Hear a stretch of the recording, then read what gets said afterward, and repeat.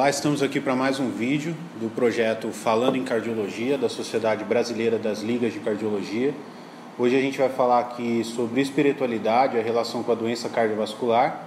E como convidado a gente tem o professor Álvaro Avezum. Vou deixar para ele se apresentar e falar um pouco sobre o tema. Muito obrigado. Eu sou Álvaro Avezum, sou cardiologista, epidemiologista, diretor da divisão de pesquisa do Instituto Dante Pazanese de Cardiologia, professor livre-docente da Universidade de São Paulo, sou professor também da pós-graduação da Universidade de Santo Amaro e mantenho o meu vínculo de pesquisador associado internacional na unidade McMaster. Dentro do assunto saúde cardiovascular e espiritualidade, nós primeiro gostaríamos de citar como está o panorama atual da doença cardiovascular, especialmente dentro do Brasil. A doença cardiovascular é a causa número 1 de mortalidade e de incapacitação dentro do nosso país. E o que nós sabemos sobre os fatores de risco associados, por exemplo, ao infarto agudo do miocárdio e ao acidente vascular cerebral? Informações sólidas, robustas, vindas dos estudos Interheart e Interstroke, nos quais o Brasil teve uma participação expressiva. Basicamente, 9 fatores de risco têm responsabilidade de 90% no risco do infarto agudo do miocárdio e 10 fatores de risco têm responsabilidade na ocorrência do acidente vascular cerebral. Todos esses fatores, eles são fáceis de identificar e passíveis de modificação. E um deles, tanto associado ao infarto agudo do miocárdio como ao acidente vascular cerebral, é o estresse e a depressão, tanto no risco associado como em relação ao impacto clínico.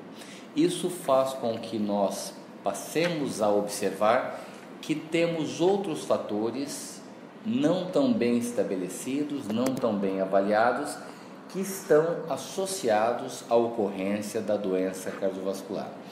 Dentro do estresse e dentro da depressão, nós temos uma outra consideração a fazer. Como funciona o progresso da ciência? De tempos em tempos, nós temos a mudança do modelo que explica a ciência e a medicina não fica fora desta avaliação da mudança de paradigma. E dentro da mudança de paradigma, de modelo, temos duas fases distintas. Primeiro, que é o acúmulo contínuo de conhecimento. E segundo, a ruptura inevitável com o modelo anterior. Quando pensamos na doença cardiovascular, como pesquisadores, como cardiologistas, como cientistas, todos temos que pensar que talvez o modelo atual, que tenta explicar o porquê do adoecimento cardiovascular, ele pode ser insuficiente. E sendo insuficiente, novas pesquisas são necessárias para melhor entendimento do binômio saúde e doença cardiovascular e fatores de risco cardiovascular. Quando falamos em espiritualidade, é fundamental a separação, a definição de 3 condições. Primeiro, religião. Não é sobre isso que estamos falando. Religião é um sistema de dogmas, rituais que existem há milênios. Algumas pessoas realmente estão associadas a alguma religião, outras não estão.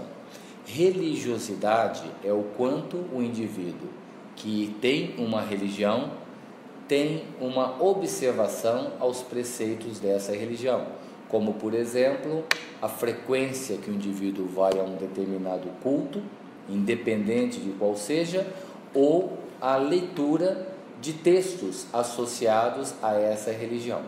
Portanto, para ter religião ou para ter religiosidade, o indivíduo deve fazer uma opção, obviamente, por uma religião. Mas nós estamos discutindo espiritualidade, que seria um guarda-chuva mais amplo, onde qualquer indivíduo, tendo ou não tendo religião, tendo ou não tendo religiosidade, sendo considerado agnóstico, ateu ou qualquer outra definição, estaria dentro deste guarda-chuva, dentro desse leque que envolve o ser humano na sua essência. Portanto, a definição de espiritualidade, ela é abrangente e inclusiva. Várias definições estão disponíveis dentro da literatura. Algumas definições, elas envolvem uma busca que o indivíduo tem em relação ao sentido da vida, em relação à sua transcendência, em relação ao propósito da vida.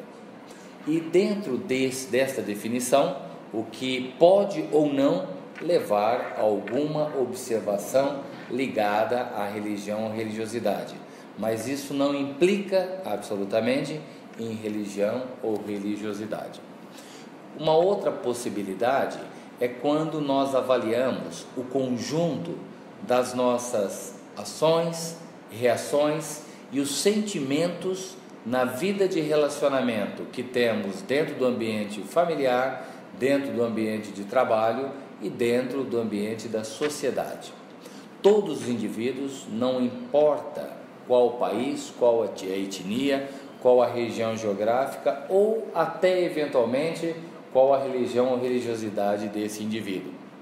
Todos nós estamos imersos na vida de relação e os sentimentos que naturalmente nós temos demonstrado neste relacionamento, eles podem ou não ser algum fator associado ao nosso adoecimento ou à prevenção do nosso adoecimento. Citamos como exemplo pessoas que desenvolvem ressentimento, desenvolvem mágoa, raiva, falta de perdão, falta de tolerância.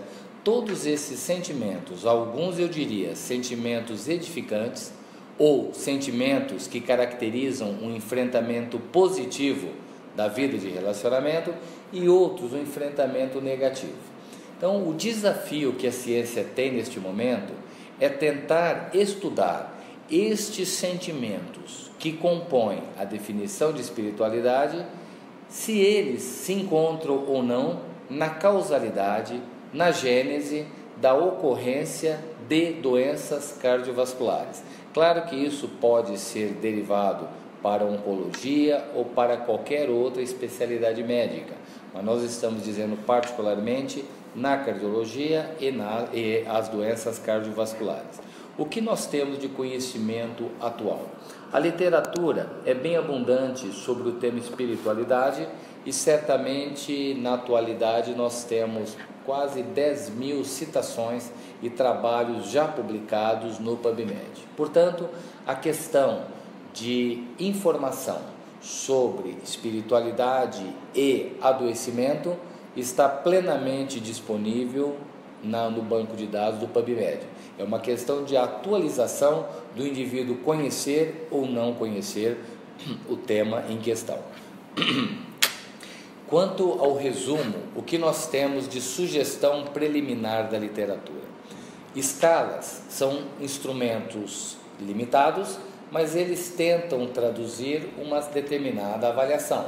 Nós temos escalas para qualidade de vida, temos questionários de estresse, ansiedade e depressão, e também temos questionários que avaliam espiritualidade e que avaliam também religiosidade.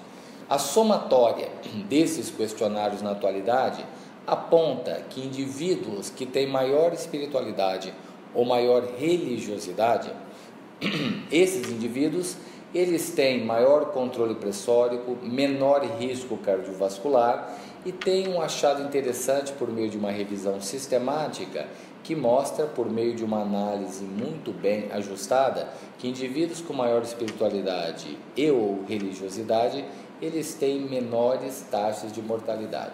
Então, se nós olharmos o tanto que tem de dados preliminares promissores, inclusive impactando sobre sobrevida, significa que este assunto merece os olhos da ciência e merece novas pesquisas para que possamos entender o porquê do nosso adoecimento ou não adoecimento. Uma outra questão é quanto à intervenção.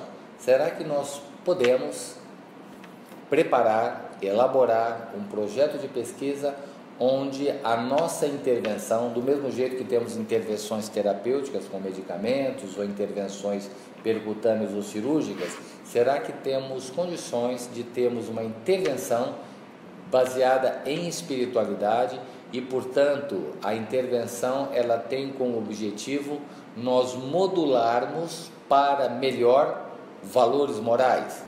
Dentro da Sociedade Brasileira de Cardiologia, nós estruturamos um grupo de estudos em espiritualidade e medicina cardiovascular.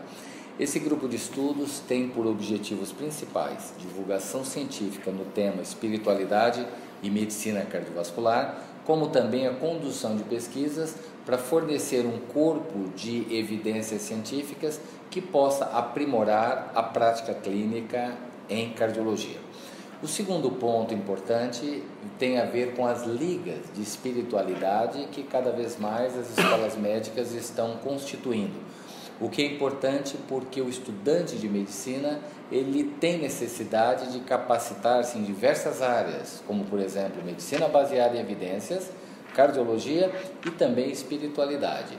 Hoje nós temos quase que 80% das escolas médicas nos Estados Unidos tendo um curso de saúde e espiritualidade. É optativo, mas isso veio de uma demanda crescente da população em relação às escolas médicas.